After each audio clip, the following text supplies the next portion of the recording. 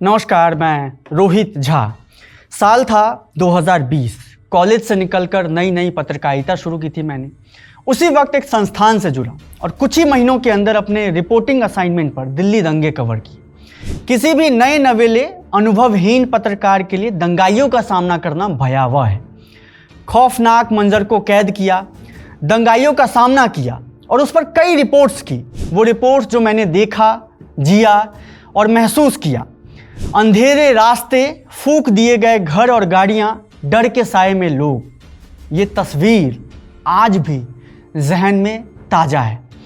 Delhi police की ओर से court में दिए आंकड़ों के मुताबिक दंगों में 53 जानें गई थी। इनमें 40 मुसलमान और 13 हिंदू थे। इनके अलावा सैकड़ों लोग घायल हुए, करोड़ों की संपत्ति का नुकसान हुआ और पुलिस ने दंगों से जुड़े 758 एफआईआर दर्ज किए थे। और कुछ रिपोर्ट्स के मुताबिक पुलिस ने 2000 से ज़्यादा लोगों को गिरफ्तार किया था। बीबीसी ने कोर्ट के फैसलों का अध्ययन कर ये पाया कि बहुत कम मुकदमों में अभियुक्तों को दोषी पाया गया, यानी कि 80% से ज़्यादा केसों में अभियुक्त या तो बरी हुए या डिस्चार्ज यानी कि वो मामले जिसमें पुलिस की चार्जशीट दायर होने के बाद कोर्ट को आरोप तय करने के लिए पर्याप्त सबूत नहीं दिखे।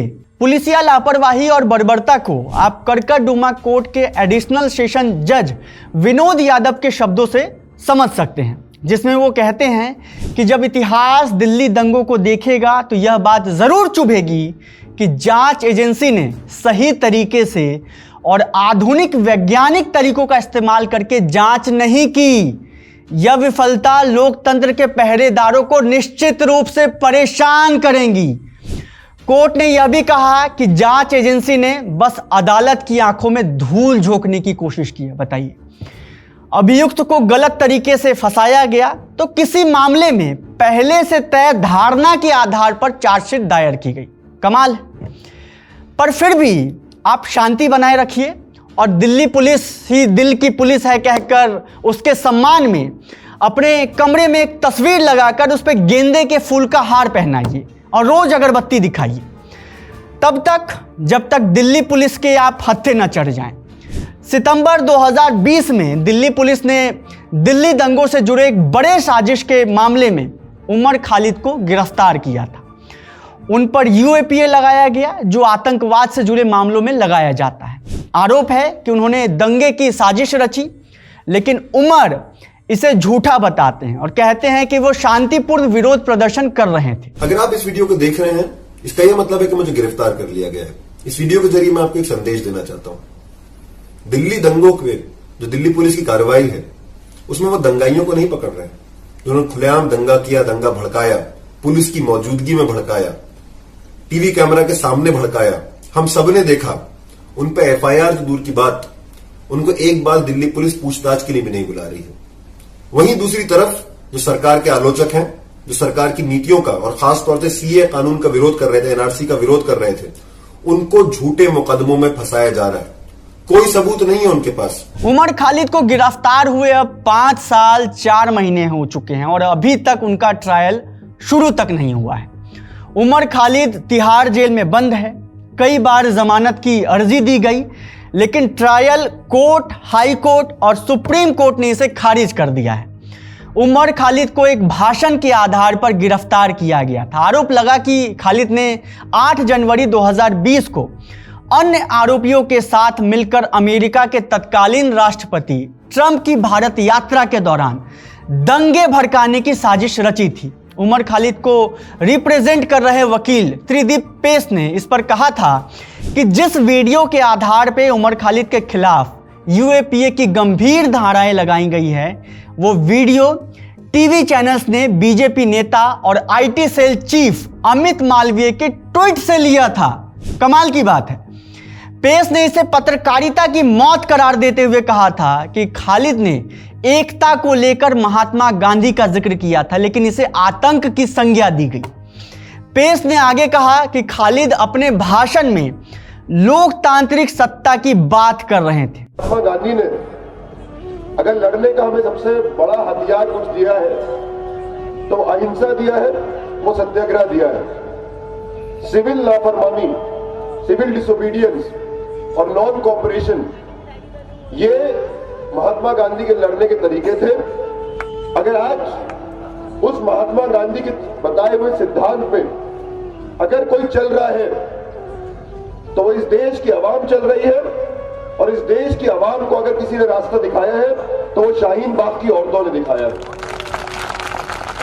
हम हिंसा का जवाब हिंसा से नहीं देंगे, हम नफरत का जवाब नफरत से नहीं देंगे। अगर वो नफरतें फैलाएंगे तो हम उसका जवाब प्यार से देंगे। अगर वो डंडा चलाएंगे तो हम तिरंगा उठा के लहराएंगे। अगर वो गोली चलाएंगे तो हम संविधान को हाथ में लेकर अपने हाथ को बुलंद करेंगे।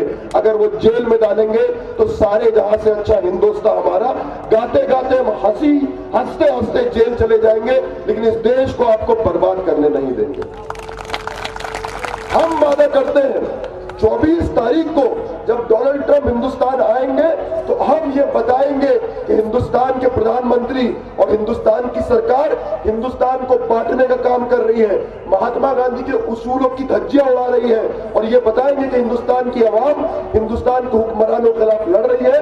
अगर हिंदुस्तान के हुक्मरान देश को बांटना चाहते हैं तो हिंदुस्तान की आवाम देश को छोड़ने के लिए तैयार है। हम तमाम लोग सड़कों पर निकल कर आएंगे। आप लोग निकल कर आएंगे। उमर खालिद के इसी आखिरी हिस्से को काट कर चलाया गया जिसमें वो ट्रंप के भारत आने पर सड़कों पर उतरने की बात कर रहे हैं, लेकिन उस हिस्से को छिपा लिया गया जिसमें वो बार बार महात्मा गांधी का जिक्र करते हुए नजर आते हैं। क्या इस देश में अब गांधी का जिक्र करना आतंकवाद और गोडसे का जिक्र करना देशभक्ति हो चुका है? उमर खालिद ने अगर दंगों की साजिश रची है तो कायदे से दिल्ली पुलिस को उमर खालिद पर ट्रायल शुरू करके उन पर आरोप साबित करना चाहिए, ताकि दुनिया देखे कि दिल्ली पुलिस के पास आखिर उमर खालिद को लेकर कौन से साक्ष्य उपलब्ध हैं। हमें भी बताएं भाई, उमर खालिद का अगर यह भाषण भड़काऊ और साजिश रचने वाला था, फिर आप उन बयानों पर क्या कहेंगे जिसमें गोली मारने, हिंसा करने और हथियार रखने वाले भाषण दिए गए थे? सीपी साहब हमारे सामने खड़े हैं। मैं आप सबके बिहाफ पे ये बात कह रहा हूँ, ट्रंप के जाने तक तो हम शांति से जा रहे हैं, लेकिन उसके बाद हम आपकी भी नहीं सुनेंगे अगर रास्ते खाली नहीं हुए तो। और जो भी व्यक्ति अखंड हिंदू राष्ट्र के बीच में आएगा उसका नामो निशान छोड़ेंगे नहीं। ये लोग आपके घरों में घुसेंगे, आपकी बहन बेटियों को उठाएंगे, उनको रेप करेंगे, उनको मारेंगे। इसलिए आज समय है। कल मोदी जी नहीं आएंगे बचाने, कल अमित शाह जी नहीं आएंगे बचाने, आज समय है।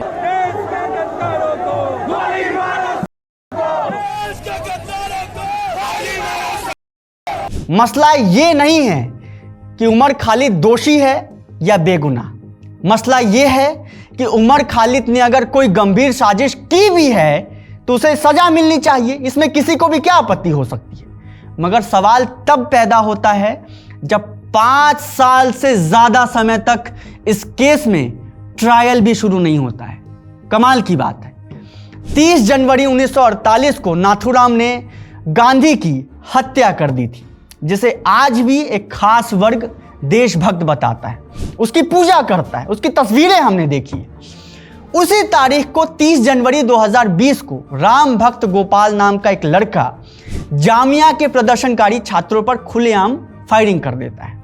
उस वक्त उसकी गिरफ्तारी तो हुई, मगर कुछ ही वक्त बाद वही राम भक्त गोपाल किसी सरगना के मुखिया की तरह घूमता रहा और उसे सुरक्षा देने के लिए बॉडीगार्ड्स हाथों में AK-47 लिए उसकी सुरक्षा करते हुए नजर आए। आप जानते हैं कि देश की सरकार, कानून, जज, कोर्ट, सबकी नजर में यह सब कुछ देशभक्ति क्यों है?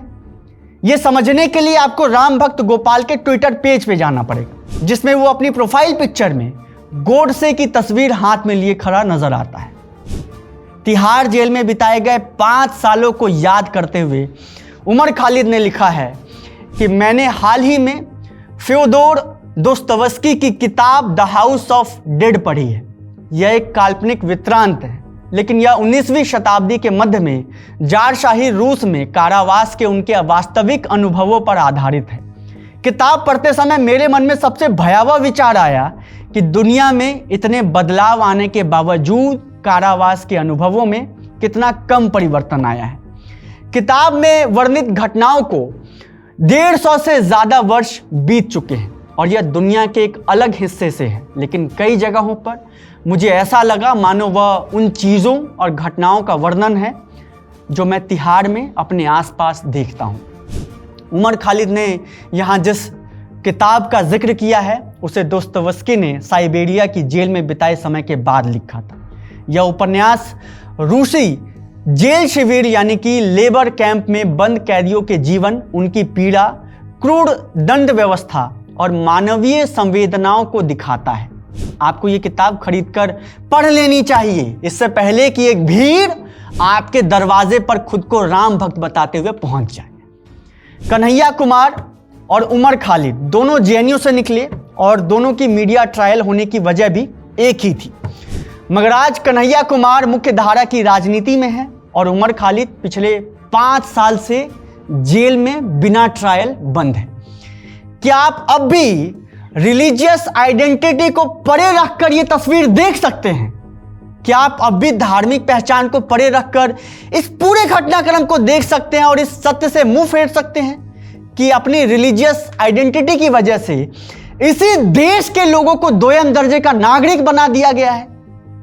उमर खालिद की जमानत याचिका आज एक बार फिर ठुकरा दी गई है। मैं बस इसके आगे आपको निखिल सचान की कविता के साथ छोड़े जा रहा हूं, जिसे आप आज सत्यम प्रियदर्शी की आवाज में सुनेंगे। यदि सच को सच की तरह कहा जा सकता है तो सच को सच की तरह सुना भी जाना चाहिए। देखते रहिए विट्टी चोखा। शुक्रिया। मेरा एक दोस्त अक्सर कहता था कि ये कौमी एकता की बातें बस कहने में अच्छी लगती हैं। कहता था कि तुम कभी मुसलमानों के मोहल्ले में अकेले गए हो? कभी जाकर देखो, डर लगता है। वो मुसलमानों से बहुत डरता था। हालांकि उसे शाहरुख खान बहुत पसंद था, उसके गालों में घुलता डिंपल और उसकी दिवाली की रिलीज हुई फिल्में भी। दिलीप कुमार यूसुफ हैं, वो नहीं जानता था। उनकी फिल्में भी वो शिद्दत से देखता था। वो उनसे नहीं डरता था, बस मुसलमानों से डरता था। वो इंतजार करता था आमिर की क्रिसमस रिलीज का और सलमान की ईदी का। अगर जो ब्लैक में भी टिकट मिले तो सीटियां मारकर देख आता था। वो उनसे नहीं डरता था, बस मुसलमानों से डरता था। वो मेरे साथ इंजीनियर बना। विज्ञान में उसकी दिलचस्पी इतनी कि कहता था कि अब्दुल कलाम की तरह मैं एक वैज्ञानिक बनना चाहता हूं और देश का मान बढ़ाना चाहता हूं। वो उनसे नहीं डरता था, बस मुसलमानों से डरता था। वो नरगिस और मधुबाला के हुस्न का मुरीद था। उन्हें वो ब्लैक एंड व्हाइट में देखना चाहता था। वो मुरीद था वाहिदा रहमान की मुस्कान का और परवीन बॉबी की आशनाई का। वो उनसे नहीं डरता था, बस मुसलमानों से डरता था। वो जब भी दुखी होता था तो मोहम्मद रफी के गाने सुनता था। कहता था कि खुदा बसता है रफी साहब के गले में। वो रफी का नाम कान पर हाथ लगाकर ही लेता था और नाम के आगे हमेशा लगाता था साहब। अगर वो साहिर के लिखे गाने गा दें तो खुशी से रो लेने का मन करता था उसका। वो उनसे भी नहीं डरता था, बस मुसलमानों से डरता था। वो हर 26 जनवरी को अल्लामा इकबाल का सारे जहां से अच्छा गाता था। कहता था कि अगर गीत पर बिस्मिल्लाह खान की शहनाई हो और जाकिर हुसैन का तबला तो क्या ही कहने। वो उनसे नहीं डरता था, बस मुसलमानों से डरता था। उसे जब इश्क हुआ तो लड़की से गालिब की गजल कहता, फैज के चंद शेर भेजता। उन्हीं उधार के उर्दू शेरों पर मिटी उसकी महबूबा जो आज उसकी पत्नी है। वो इन सब शायरों से नहीं डरता था, बस मुसलमानों से डरता था। दरअसल वो भगवान के बनाए मुसलमानों से नहीं डरता था। शायद वो डरता था तो सियासत, अखबार और चुनाव के बनाए उन काल्पनिक मुसलमानों से जो कल्पना में तो बड़े डरावने थे लेकिन असलियत में ईद की सेवइयों से भी ज्यादा मीठे थे।